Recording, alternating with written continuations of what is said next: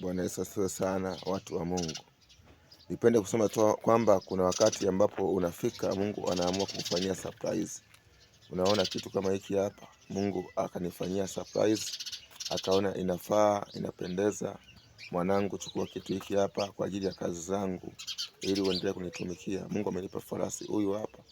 Mungu amenipa punda huyu hapa ili nimpande kwa ajili ya kufanya kazi ya Bwana. Niende sehemu mbalimbali, mazingira yote tofauti tofauti huko na huko, kwenye miji na vijiji, nikaihubiri injili kama yeye sema kwamba inaendelea ulimwenguni wote mkaihubiri injili kwa kila kiumbe.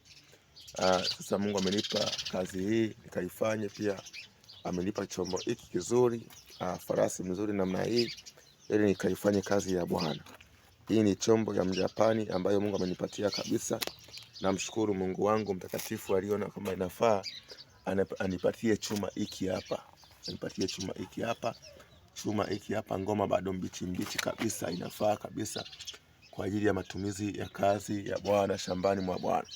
Sasa huu mwaka utakuwa ni mwaka wa tofauti kabisa, na lazima nisimame vizuri kwa ajili ya kumtumikia Mungu wangu mtakatifu aliyeniita shambani mwake. Chuma bado ni nzima kabisa, mpya kabisa, unaona mang'anyo kabisa.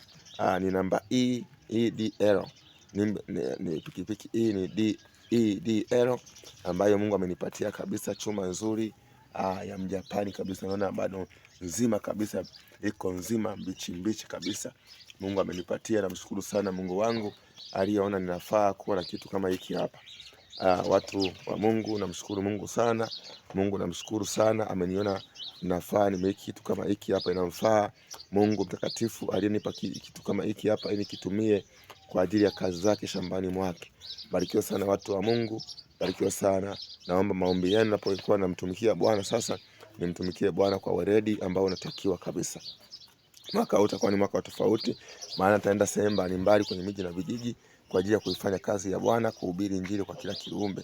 Hii ni kazi ambayo Mungu amenipatia, lazima niifanye kwa namna yoyote na kwa gharama yote ile.